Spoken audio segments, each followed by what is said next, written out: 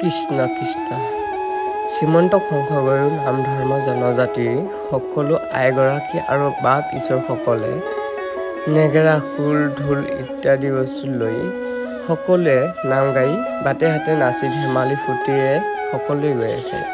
আৰু লগতে কোচ ৰাজবংশী আৰু তিৱা বিহু অল ইত্যাদি সকলোৱে নাচি বাগি সকলোৱে গৈ আছে আৰু ইমান দেখিবলৈ ধুনীয়া লাগিছে। আপোনালোকে ভিডিঅ'টি স্কিপ নকৰাকৈ চাওকচোন।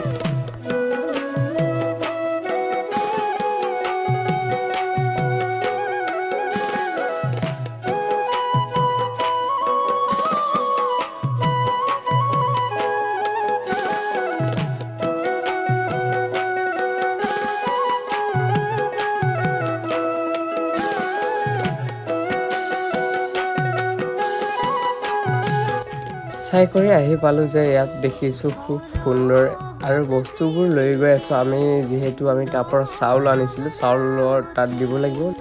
চাউলখিনি থৈ মেলি এতিয়া আৰু যিহেতু চাহ খোৱা ব্যৱস্থা কৰিছে সেইটো কাৰণে অলপ চাহ খাই ল'লোঁ। চাহ খাই লোৱাৰ পিছত এতিয়া আৰু ঘৰলৈ বাই বাই আৰু যাওঁগৈ ব'লা।